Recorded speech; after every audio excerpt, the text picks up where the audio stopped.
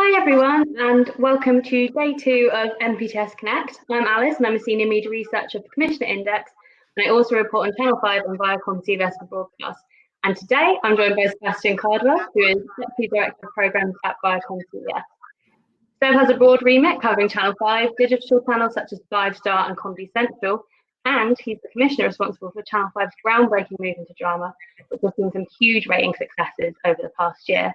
So hi Seb, welcome. Hi, how are you? I'm good, thank you. How are you? I'm good, yes. What are we going to talk about? Well, I thought we could start by looking back at 2020, because obviously that was one of the most tumultuous years in television. And kind of how did Channel 5 fare through that? What was and some of your successes? Well, I think we had a lot of successes, actually. I mean, there's no getting away from the fact that it was a very, very, very challenging year. Just the troubles that not being in the office caused, and the just trying to be creative, just trying to run a suite of channels, a portfolio of channels. It was very difficult. The content challenges were incredible. There was a point where we couldn't go out and film. There wasn't much access out there really to go and film, and we were relying upon our factual slate, I guess. So we couldn't kind of get to the places we'd normally get to. And I think we're still feeling that right now into 2021. And I think actually, with the third lockdown, there's still big challenges this year as well. International travel was difficult. So we couldn't do our, international shows, our international travel logs. Talent of a certain age didn't want to work in the summer, we're not the youngest of channels. So that was problematic as well. Tumultuous is the right word. It was difficult, it was challenging, but as a channel, as a kind of group of individuals, I think we did really well. Share wise, we grew our share a lot. As we normally do, we launched lots of new shows as well. We were kind of on the money, right? Because we thought that 2020 was going to be a terrible year for the UK because of Brexit. So we'd kind of already had one eye on a strategy of, slightly warmer, nostalgic programming that would make people feel positive and life affirming. So our kind of plan was right, but it was for the wrong reason. We didn't know there was a global pandemic coming down the tracks. So we had the content, and then we just had to go out and find new content and new ways of filming. And then we had the dramas that we wanted to expand into this year as well. We had a lot in the can already at the start. It was just in the edits. We managed to finish those off and then launch them really, really successfully. So it was a challenging year, but I think we pulled it off really well. Yeah, and I think as a channel, there was a really strong focus on that upbeat and positive content. And as a drama commissioner, you had obviously so much success with All Creatures Great and Small, which was, I think, 5.1 million viewers. And it was also a shift in tone from previous drama commissions, which have predominantly been kind of the crime and thriller space. I'm just wondering if that will mark a look into more warmer dramas, or the Drowning has gone and smashed All Creatures Great and Small out of the water. So has that firmly actually planted you in that crime thriller space? Well, I think we always wanted both. It was just that I think getting the 4-part thrillers off the ground was a bit easier because they're contemporary. There were only 4 episodes. We found that we were just kind of quicker to get them made. But actually, I think with the drama strategy, we were always keen to have a mix of those thrillers that we could drop into the weekday. So we're always kind of looking around. We're looking to see what the BBC are doing, ITV, Channel 4. They've got a lot of drama in their schedules. The minute they don't do it, we go, right, this is an opportunity. Let's play ours. Let's make a song and dance about it. So we're always going to do that. But we always wanted to have that, I guess you'd call it shoulder peak weekend kind of drama. All Creatures sits firmly there. We're kind of thinking about shows like Lark Rice of Candlefoot and Call the Midwife and The Durrells and Pie in the Sky and Lovejoy and all that kind of stuff. I think they feel like shows that our audience are probably going to like. So we knew we wanted those kind of programs. They're kind of non-metropolitan. They're not cool, but they're populist and they're broad and they're great shows. And like you say, they're warm and they have great characters. All Creatures, I guess, is the first one that we've got over the line, and season 2 will come this year. We've got Madame Blanc, or whatever we're going to call it, coming later this year as well. And that's a that's a kind of, I guess, a companion piece in a way. It's not period, but it's got Sally in it. We love Sally. We know she works, and it's in France, and there's antiques, and we know antiques works, right? Because the Antiques Roadshow is a massive show, and and hopefully France will work because people like Escape to the Chateau and they like all that kind of stuff, and Sally works, so that should work for us. And there's more bubbling away actually. It would have been nice to have got more across the line earlier, but I'm hoping as we go into 2022, you'll start to see more of that content on the channel, and I think it will operate differently to the other dramas, because the other dramas are going to be stripped, and I think these will go weekly. And that's a whole new ball game for us. We that was the one worry with All Creatures Great and Small, is could we keep that audience weekly, and against really tough competition. It was against half an hour Bake Off and drama on BBC One, and they came to it. So we feel emboldened. We feel a bit more confident. It's a cautious, strategic, step-by-step approach to that warmer stuff, but there will be more coming down the tracks. Yeah, that kind of brings me on to my next question about, as drama is growing on Channel 5, what are your ambitions for growth? Are you increasing budgets and looking at wider locations, higher profile talent, or alternatively, Channel 5 has had so much success. Is popular, low-cost, 4-part drama what makes Channel 5 a unique opportunity for producers, and also is what is working really well? Well, I mean, we're definitely doing more drama than we ever thought we were going to do, and that is a testament to its success. If something works, you do more of it, and that's how you kind of increase the rating. So yeah, I think we've got, if we pull them off, and we, like everything at Channel 5, it's always kind of close to the wire. We should land 10 or 11 shows this year, drama shows this year, and hopefully the same again next year, which is a lot more than we ever thought. Have the budgets gone up? No, the tariff is the tariff, I'm afraid. And our tariff is definitely low compared to our competitors, but for us as a channel, it's really high. That said, we're very good at working with lots of different people to kind of, increase the per rep cost. So, we have relationships with amazing distributors, and we work, we do co-productions with Masterpiece in the States and Acorn as well. We will do anything we can to shake money out of any available place in order to put it on screen and to deliver a show that we think is going to be a hit. In terms of talent, actually, I think we are attracting really good names, and it's not necessarily about budget. I just think it's because they respect the shows that we've done, and I think they like the upcoming projects that we've got on our slate.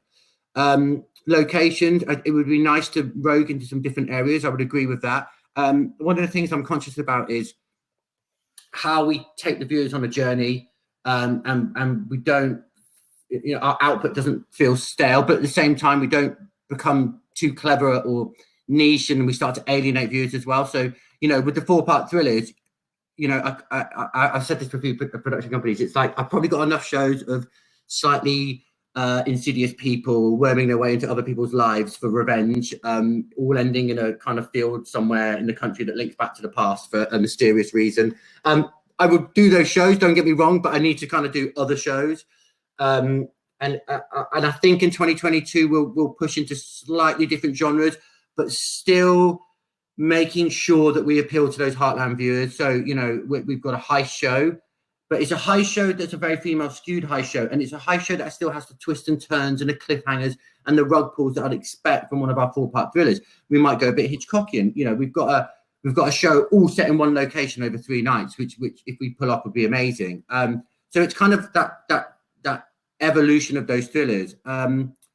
I think there's other ingredients we're missing on the channel. I mean, we'd like a family saga. I think a rags to riches narrative, a kind of period rags to riches narrative would be really good. I think you look at where the world's going this year, you can kind of feel tough times are ahead, right? You kind of know that unemployment's going to rise. I think we're going to see the gap between the rich and the poor increase. And I think that kind of narrative could be very timely. So that's something we're actively looking for.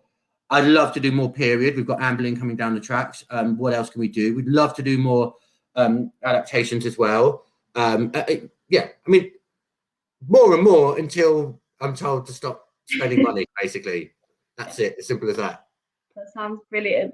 And I've kind of noticed, and you touched on this a bit earlier, there tends to be a trend across some of the Channel 5 dramas that you take successful areas of factual into the drama space. The Yorkshire Vet, All Creatures Great and Small, we've heard before from Channel 5's factual commissioners, you know, the Tudors does really well on the channel, and now we've got the Uptown Anne Boleyn series.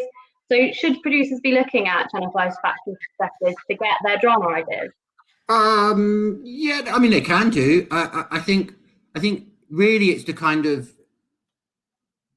it's the theory behind the factual, you know, it's again, it's the ingredients, it's the reasons that we make those factual shows. It's because we're always kind of looking out for either what's in the zeitgeist or what are the subjects that we as a kind of broad population all know and love. I mean, Ben talks about it a lot, you know, when it comes to history, it's those GCSE subjects, right? They're the big subjects that everyone knows about, so you're kind of likely to gravitate towards it. I mean, in terms of new ideas, I'm happy for anyone to look anywhere, really. If they're inspired by a factual show on Channel 5 and they think actually there's the bones in it for a really good drama, then yeah, pitch it in. You know, equally, I always say to people, you know, look out, look at the zeitgeist. Especially for the thrillers as well, you know, look at the narratives, look at the newspaper stories, look at the kind of the tones that are going on in the world outside, and what can we use as a jumping off point. You know, the reason we're doing Teacher is because you know, when Chalkboard pitched it, I really felt that it connected to something kind of wider in us as a kind of broad heartland viewer, or something that would appeal to a broad heartland viewer. You know, every day I used to, when we could go on the tube, I'd go on the tube, I'd pick up a copy of the Metro, and I'd see this story in the paper. You know, a female teacher being accused of sleeping with a younger pupil, and you just kind of go, there's a reason why those stories, you know, punch through. So I think we've kind of created an amazing story around that, actually, and I think that's why we commissioned that. So there's lots of things that production companies can do, lots of places they can get inspiration of, and lots of ways where they can kind of attune their thinking to the way that we think. One of those is our own content, and one is just actually thinking in the way that we do. And what is it you think that makes your previous Channel 5 dramas suitable for Channel 5 and your audience? And what are you looking for when you open your inbox, you read a pitch, you read a script? What's that kind of special thing that people need to tap into? Well, I think, look, we are a broad populist channel. You know, we're non-metropolitan, we're not niche, we're not looking at niche subjects. I'm probably not going to commission a science fiction project anytime soon. You know, we when we first started doing it, we kind of looked across at our competitors and you go, okay, what are the shows that we think our viewers are going to watch? I'm pretty sure they're going to watch Liar, and they probably watch Cheat, and they probably watch The Replacement, and they probably watch I mentioned already, Call the Midwife. You kind of know what your viewers are going to watch on your competitive channels, and then you start to go, okay, so how do we do that? And obviously we don't have the money that they can spend, so how do we do it in a way that would become a Channel 5 drama? I think there's kind of slight differences in our thrillers because we do 4-part strips. You know, the pace of the story is a lot quicker, I think. We kind of get in there really quickly, drag the viewer in, and then we relentlessly try to keep them across 4 nights. So it's you know, cliffhanger at the end of each part, bigger cliffhanger at the end of each episode. You know, this kind of pragmatic, scripted desire to keep them hooked across that run, but still operating in that very heartland mystery thriller space where we know broad populist viewers like to go to. So I think our Channel 5 dramas will evolve as well. I think they're always going to be non-niche, though. I think that's absolutely crucial for us. I think if you've got a passion project and it's about some 17th century painter, that's not for us. You know, if it's a kind of multi-language espionage drama with funding from multiple places, you know, it's not going to be for us. I really think our viewers want domestic stories. That's the other thing I think I'd say.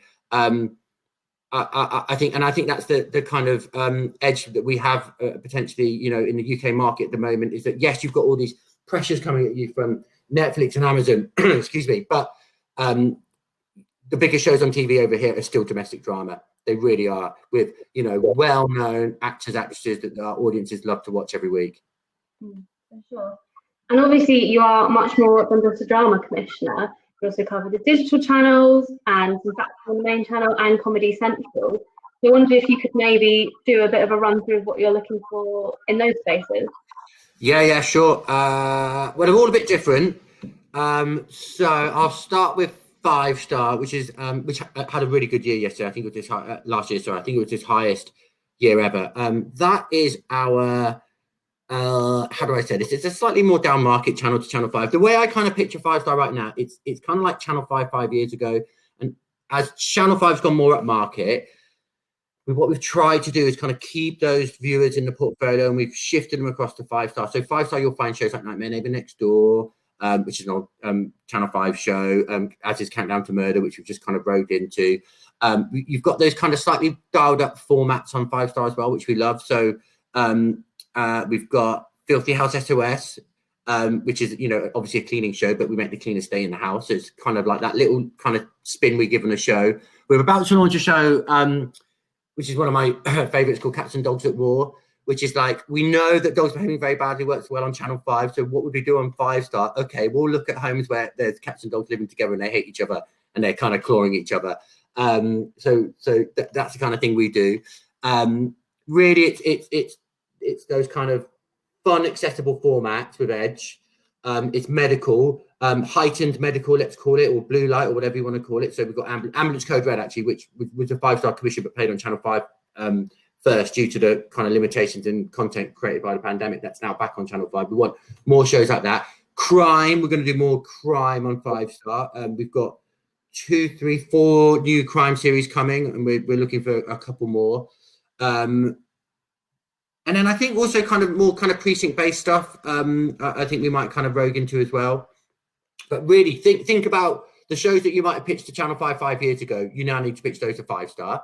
5 Select is a very small channel. It's our upmarket channel. It's a very low tariff, and it kind of really connects up with the kind of vet shows we have on Channel 5 and the lovely history shows we have on Channel 5. We've got a kind of series of walking history shows coming down the tracks. We've got the Highland Vet, which is a lovely kind of companion piece to the Yorkshire Vet. We'd probably do more like that. It's not, you know, it is what it is. It's a very kind of clear channel. Paramount, I don't think we're kind of just in the co-production space on Paramount at the moment, really, for factual. So probably not much going on there, if I'm being honest. Comedy Central, we're doing a lot on Comedy Central. We have launched some comedy panel shows which have done very well. So Guessable with the brilliant Sarah Pascoe is coming back for season 2, as is Channel Hopping with John Richardson. We've had great success with Rod Gilbert and Growing Pains, which is a really, really funny kind of almost like interview show, Room 101 interview show about celebrities' embarrassing childhood moments, which we all have. It's very universal. I absolutely am looking for more shows like that. I think for us on Comedy Central, talent is very front and center. You know, it's kind of key. I think we're trying to age up the channel and broaden it out. We're not necessarily interested in shows that are ruthlessly going for those 1624s or 1634s. It's like, it's just too difficult. And we're not sold on them anymore anyway, so why bother? You know, I think we want broader topics, and we can rogue into areas that, you know, feel kind of slightly more universal. We've got 2 kind of panel shows coming down the tracks that I think are really good, but we haven't announced them yet. But if we pull them off, they should be great. Like to do some travelogues. I think that would work really well. We're looking for high volume, low cost kind of comedy factual formats, you could call it. Stuff that eventually we can, you know, strip in daytime or stack, you know, weekends, that kind of thing. I'd love to do scripted on Comedy Central, but, you know, we don't have massive amount of money. And I say this to a lot of people, and I know it's different to drama, but, you know, if there's any amazing, clever, brilliant ways of financing comedy in the way that we have with drama, I'm all ears. I'll be honest, our buy-in won't be loads. I'd love to pay more, but we don't have that much money currently. But I do think there must be someone out there who can break this, right? Like, how do you do what we did in drama and comedy? There must be something, right? We could do sketch. We'd do lots of stuff on comedy. It's all out there for the taking. That's really interesting. Comedy Central is wide open. Yeah, it's wide open. Yes. Just a reminder for everyone, just to get your questions in. I think I saw one come up about how people pitch to you. How do they get in contact with you? Well, I mean, I'm going to have to apologise because I feel like there's probably loads of projects I haven't got back to people on. But the reason for that is that I don't have a drama department, so forgive me. Generally speaking, I like to deal much more with top lines.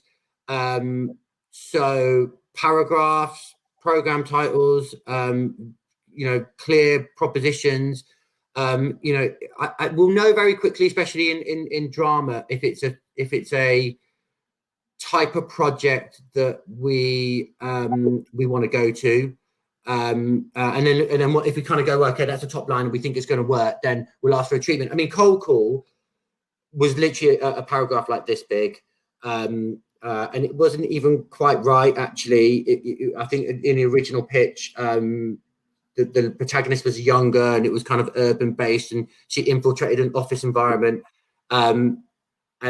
But actually, I remember thinking, actually, there's something about cold calling scams that I think is, and going back to things that were in the zeitgeist, that I thought would resonate with our viewers. And then it was just a creative conversation with Mike Benson and the brilliant team at Talkboard, which is, okay, if we reposition this and we imagine that the protagonist is someone slightly older, and we don't want to be in an office, we want to do it another way, how does it stack up? And we had these kind of back and forth conversations, the treatment developed, and then we just press go. I mean, we will press go without a script, is the other thing. If we're giving you development money to do a script, it's generally because we are going to do the show. We're just trying to help you with your financing conversations. We don't really mess around developing loads and loads of projects. It just wastes people's time. It wastes my time. We just want to get on and make them, really. With another audience question saying, do we pitch directly to you for 5-star, even though we have an existing relationship at the channel? You can pitch to the commissioners. Quite a lot of them now commission shows for 5-star. You can send them to me as well, but it might take a bit longer. Kit Murray does a few shows. Denise does as well. So does Dan Lowe. So if you've got an existing relationship, you bring it up with them. Please do. They should be filtering them through to us. Perfect.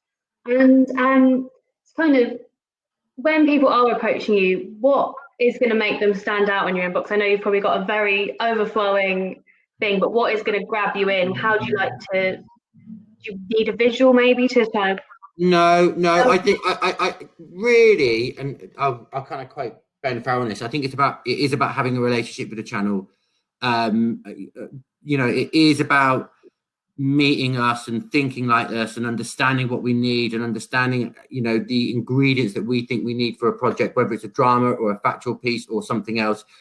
You've got to have that relationship with myself or the commissioners, and then once we and we do this quite a lot. We're always meeting new people, always meeting new production companies, and then I think what then kind of happens is if you think the right way and if you are able to kind of tap into the kind of schedule needs, then the kind of process goes from there. And you're not going to score every time, and it's very difficult to get commissions away at the moment. But you're certainly in the mix. I think the worst thing is kind of almost sending in ideas blind, because there's really very specific needs for each of the channels at an individual point in time. Like, for example, right now on Channel 5, I tell you, it's all about 9 p.m. returnable shows.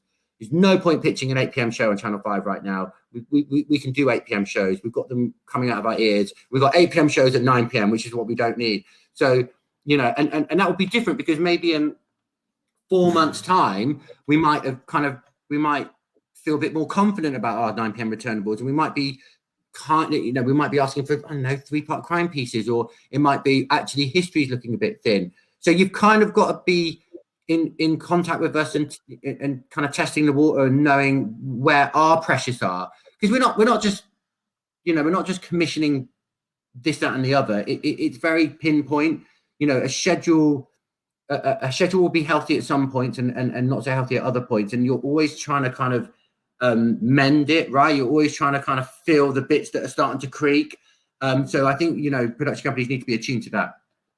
Yeah, and Channel 5 obviously is famously like a counter scheduler, and there was a quote from Ben Farrell a couple of years ago saying, "Rip up the schedule if needs be." Obviously, that kind of fluidity is what you're famous for. So, how is there a way that producers can anticipate that, or do you think bringing the best stuff? Well, they can probably anticipate it by Ben's mood, I think. If he, you can kind of feel the impending tearing up of the schedule. Well, you know, because you get the, I mean, most people get the overnights, right? If our overnights are not good on a certain day, then you know we're gonna react. We had this recently, actually, you know, it's kind of, and we've still got it actually. Wednesday nights on Channel 5 are like the toughest night of the week. We just can't get them to work. The repair shops come in on the BBC, and it's like, it's just throwing everything out, and we can't quite get a handle on it. And we just keep changing it, and we keep changing it, and we keep trying. So it's things like that, right? If you can see that there's a weakness, then you might want to kind of get in touch or pitch into that space. We have ripped up the schedule this year already. I don't know what it is about January. We always have a terrible January. Like, we had such a great year last year, and we were kind of like, well, maybe this is the year when January will be stronger, and then it wasn't. So we've ripped up the schedule already. We're feeling slightly more confident about the next.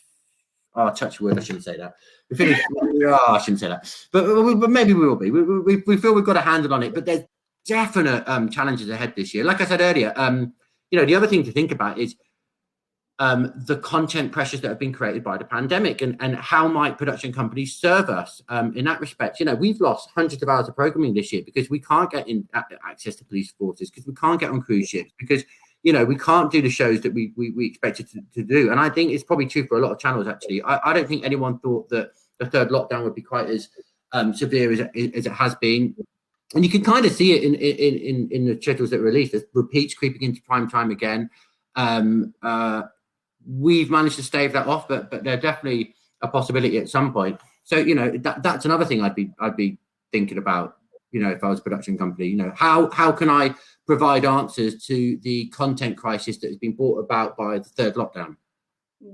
And we've got what time for one last audience question, which is, are there any spaces in Factual that are missing for you, and what do you want to hear more of? Yeah, I think on Channel 5 we've had a kind of long conversations about male viewers, actually. Do we attract enough male viewers, and how do we get male viewers in that kind of, again, in that 9 p.m. returnable space? It's really simple. It's kind of like looking across at the other channels and going, okay, hold on, what are we missing? You know, what should we do? We're not going to go out and do a big entertainment show. It's just not us. But there's still genres, settings, precincts, talent that maybe we should be exploring. It's really hard. I think you know, kind of slightly more gender neutral or male skewed, broad 9 p.m.s that are compelling enough to work against really strong competition. You know, you've got some juggernaut dramas out there. You've got big entertainment shows coming down the tracks. You know, like, what can we do? And it's not something we've really asked for, I think, in the last few years, but we definitely see the need for them. Perfect. Okay, so I think I've just been told to start wrapping up. So I'd like to say thank you for chatting with me, Seb. It's been a very enlightening session, and I hope I'll get lots of good pictures from this. Yeah, well, send them to the commissioners, unless they're drama. You can send those ones to me, but send them to the other commissioners. Thank you very much. Thanks, everyone. Bye.